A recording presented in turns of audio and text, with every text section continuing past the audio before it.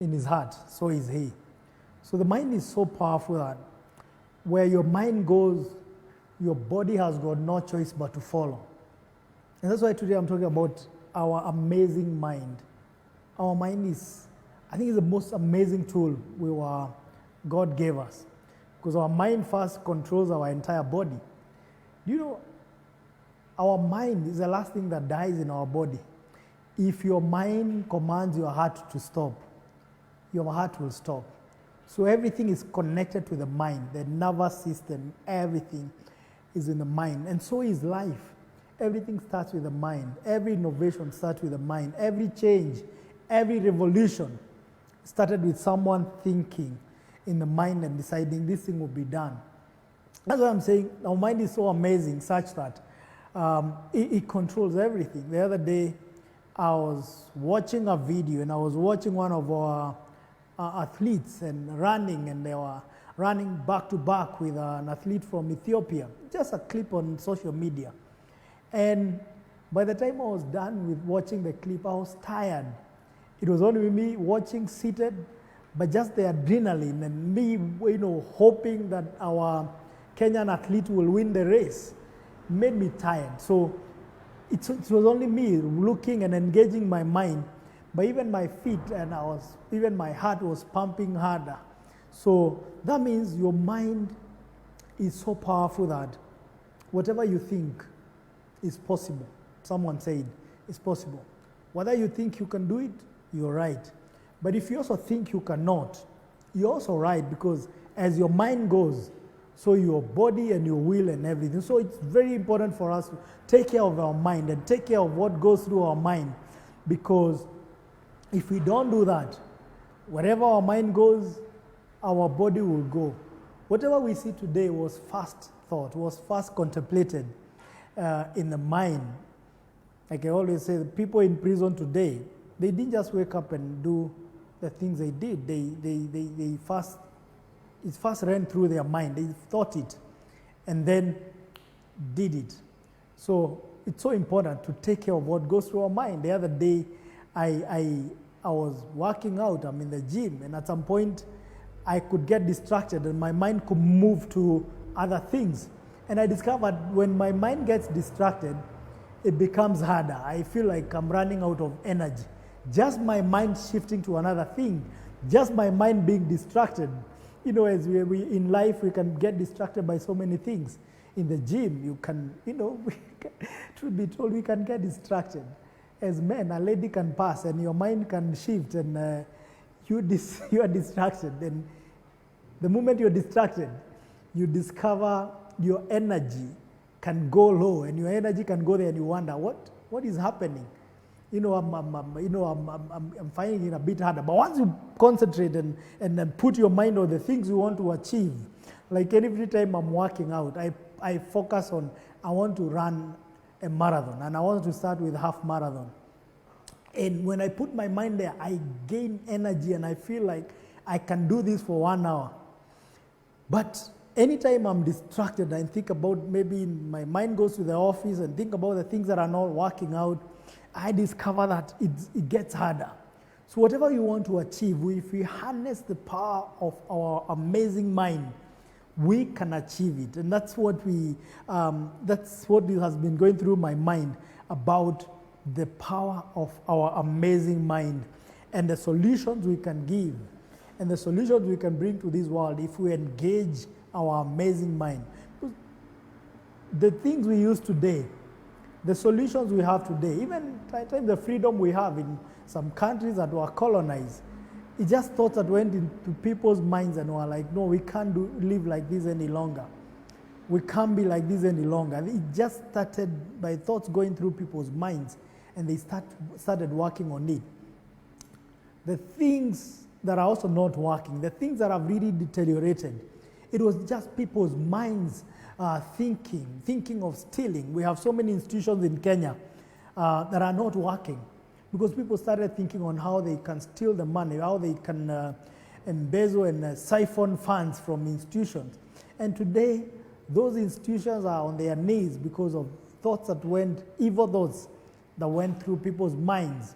We have seen people being murdered, and that's still thoughts going through people's minds on how they can do those things. And it happens. As you think, so you are. Wherever your mind goes, so you go. Someone said, if your mind, here we have people who live in the ghetto, in the slums. And my mentor, Bishop Allen, said, if your mind moves out of a slum, your body has got no choice but to follow your mind.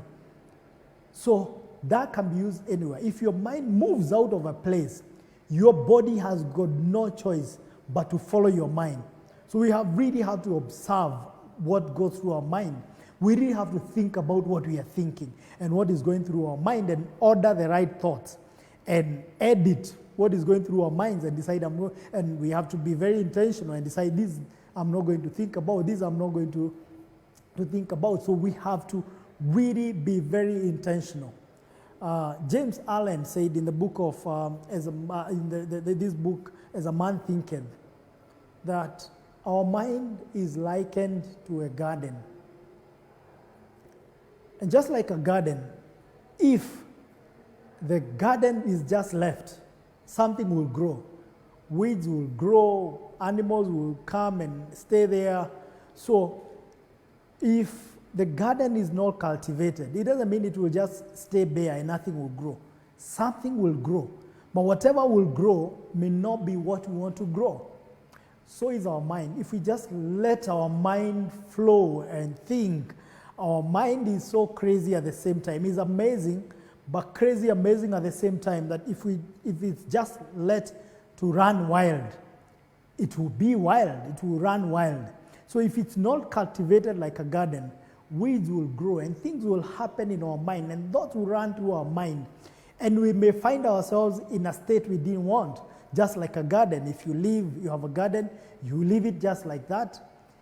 You come back, you'll still find something, but you may not find what you wanted.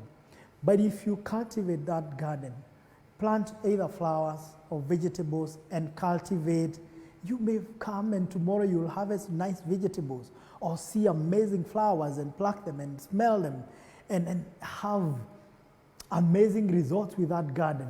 Or plant a vineyard. Tomorrow you come and find grapes, find fruits, because you cultivated the garden.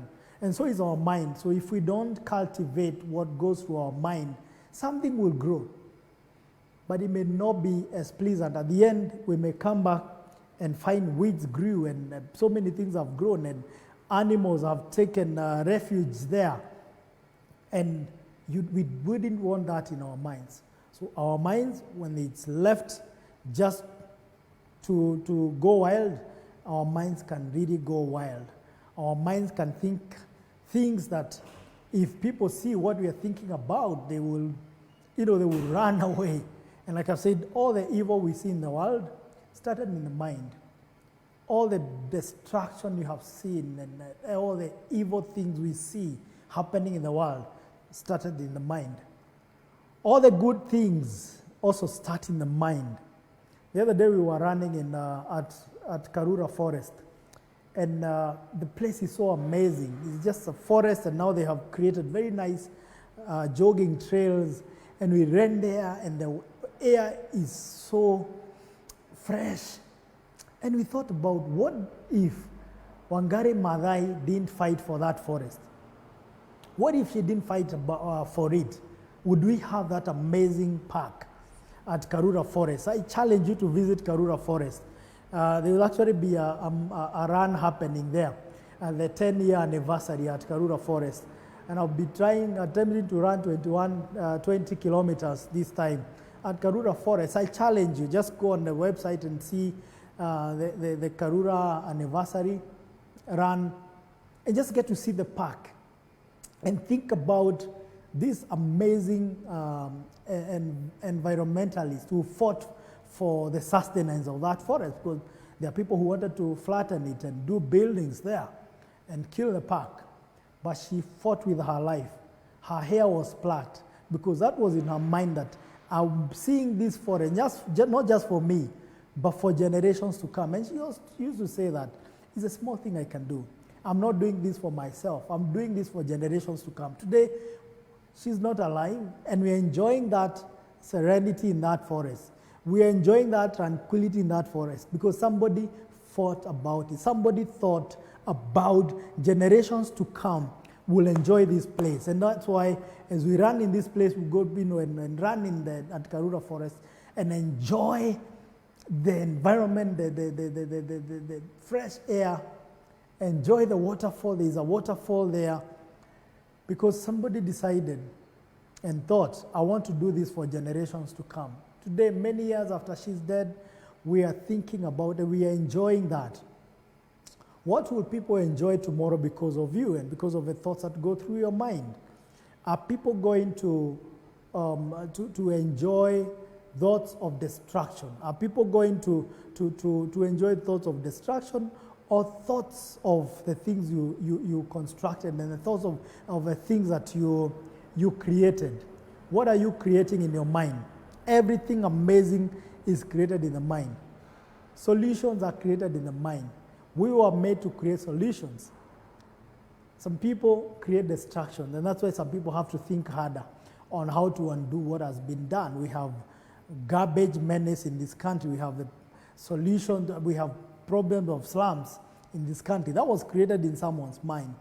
And that's why some people have to think on how to undo what other people have done with their crazy minds. So your mind is amazing.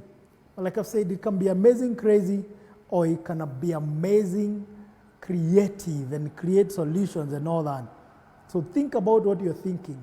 Think solutions, not problems. Are you part of a solution or part of a problem? Think about how you can create solutions for whatever challenges you're seeing. And when you think about it, solutions will start coming. You will start getting downloads of solutions and amazing things that you can do. Just like a garden, we have to be intentional and cultivate the garden and plant what we need, plant the thoughts we need in our amazing mind, and our minds will amaze us by the solutions we can create when we are very intentional about what we are creating. So our minds is what forms our character, and I always say our talent and our skills can take us to a level where our character cannot sustain us. Our minds creates character. The things we see today, the children you have seen raped, is things that happen in people's minds. The crime we see, it was first conceived in the mind and all that. The circumstances we are dealing with was first conceived in the mind. At times, even the health challenges we have, it started with the mind. We were discussing here before the recording that at times you can go to hospital feeling very bad and the doctor tells you there is no problem with you. And immediately the doctor tells you that, you start feeling good, because that means what you were feeling in your body was first something going through your mind. It maybe could be stress and all that, and depression. And depression and stress today is actually a result of so many other things. The suicide we see today is first a problem in the mind. It's a creation of the mind. So if we solve the mind issue, we can solve anything. We can sort out any challenge we have if we have the right thoughts going through our mind. So we have to purpose. We have to be intentional. We have to cultivate and plant the right thoughts. And whatever we plant in our heads, sooner or later, we're going to harvest. Trust me. If you start cultivating and entertaining certain thoughts in your mind, sooner or later, you are going to harvest that. You are going to harvest that. Whether you think we're thinking about this in secret, every time we think in secret, nobody can see what we are thinking as we begin. But sooner or later, what we are thinking about will manifest. We thought about this widescreen studio that we are creating here. And right now, it has manifested. We are using the widescreen studio. Now, we are thinking about how do we improve the lighting, how do we improve the sound. You can tell the sound has some echo. And that's what we are thinking about. Tomorrow, very soon, when we record here, the echo will be gone. We are creating acoustics for this place. So this place is turning out how we are thinking. It's still work in progress. And so is our mind. We are work in progress, but we have to engage our minds to help this work accelerate the improvement that is happening in our mind. Think about what you're thinking. Think solutions. Be part of the solution, not always part of a challenge. Because today, whatever you're thinking about may actually give people a harder job tomorrow to think about how to solve the problems we created. But if you're all part of creating solutions, we'll have a much better world. So we have such an amazing mind. It's amazing in a way that if it's let to run wild, it will run wild and create and become so dangerous, become so toxic, and become a problem that will need solutions tomorrow. But if we think on how we can cultivate it, we can make so many solutions and for generations to come. Your legacy is in your mind. Think the right things, think solutions, and tomorrow people will celebrate that you lived. And your life can be used as an inspiration. Like my mentor will always say that your life can be used as an inspiration or as a warning. So it's you to decide today, are you going to be used as an inspiration, how you inspired the world, how you came up with solutions, how you came up with inventions, how you created so many things, like we talked about Wangari Maathai, we always talk about Nelson Mandela, we talk about Mahatma Gandhi, Mother Teresa, we talk about all these heroes because they created solutions, they led the right thoughts, they cultivated the right thoughts. So today, as we engage our amazing mind, let's know our amazing mind is like nuclear power that can be used positively or can be used negatively. Nuclear power can be used for destruction, it can be used for creating things. We need nuclear power. You think about solutions for cancer and all that. So is our mind. It's so powerful. It's so powerful that it can be used for solutions or it can also be used for destruction. It's us to decide, and not just to decide, to purpose that we are going to use our amazing minds to do amazing good things.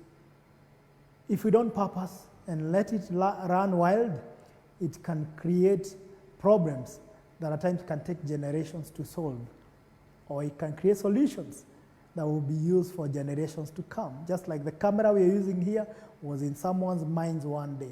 The lights we are using here was in someone's mind one day. The program we are using to live stream this was in someone's mind one day. You'll be amazed at the amount of things you can create if you engage your mind for solutions. If you just engage your mind and take more time thinking about solutions, you'll be amazed at the amount of solutions you can create, amount of inventions you can create if you only engage your mind, your amazing mind, to think about the right things. Wherever your mind goes, you will go. So be careful. Where your mind goes, be careful what goes through your mind. Nothing goes through your mind and leaves your mind the same. To create a dent in your mind that may take forever to solve or may never be solved. So let's have a champion mindset as we engage our amazing mind. God bless you, and see you again for the Champion Mindset Talks.